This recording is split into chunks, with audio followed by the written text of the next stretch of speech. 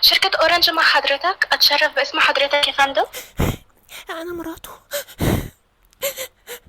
مش فاهمة يا فندم، مرات مين حضرتك بتعيطي ليه؟ انا مرات جوزي يا بنتي. يا فندم اسم حضرتك ايه؟ احنا شركة أورنج، يعني لو حضرتك رن بالغلط ولا حاجة. لا غلط ايه يا بنتي، انا رن عليكم. احنا شابكين من عندكم انترنت. جوزي امبارح بيلعب ببجي وكان نايم مكمبر، وفي واحد بش عليه وقام جاي من ظهره موته، وحلف يمين ما هيجيب العشاء اللي انا عايزاه، وانا بتوحم على لانشون بالفراخ. كنت عايزه اكل شيكي دودو امبارح وما جابليش عشان خاطر النت.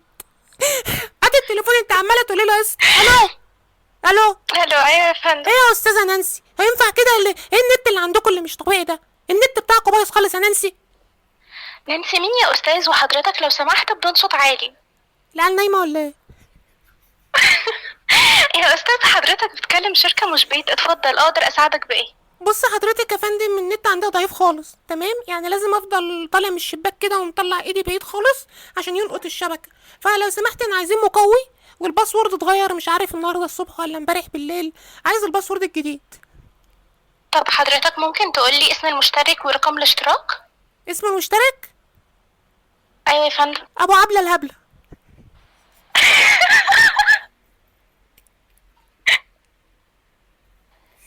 ايه ده؟ أنا عاوزة اسم صاحب الاشتراك اللي هو اسم حضرتك الرباعي.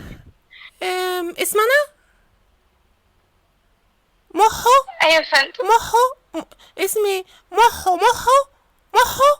محو الصغير. تمام، ثانية واحدة يا فندم. اتفضلي. يلا عشان الرصيد بس. الو. مفيش لحضرتك اشتراك عندنا باسمك. ما هو فعلا ما انا مش مشترك باسمي. امال؟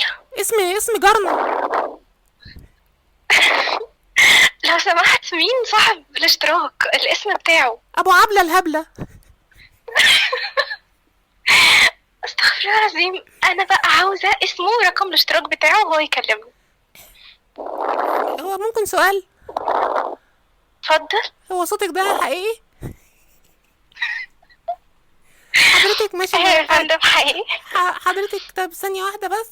طب ممكن حضرتك بس اخليه يكلمك من تليفوني لانه معهوش تليفون؟ ولا يهمك يا فندم، تمام مع حضرتك. ثانيه واحده بس، ثانيه، انا قريب اهو. افتح الباب بس. تمام. ثانيه واحده.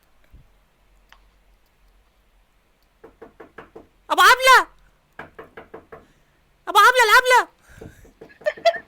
عم ابو عبله. مين حضرتك؟ حاج معاك؟ مش حضرتك ابو عبله الهبله؟ ايوه يا حبيبي اتفضل. حضرتك معاك محو الصغير اصغر واحد من شركه الانترنت. مبروك يا فندم، كسبت معانا 10 جيجا هديه وبوكسر من قطنيل. فحضرتك احنا عايزين نسلمك البوكسر، تمام؟ ونديك ال 10 جيجا، تمام؟ ايه ده يا عم وحضرتك انت؟ المديره هتكلمك، ماشي؟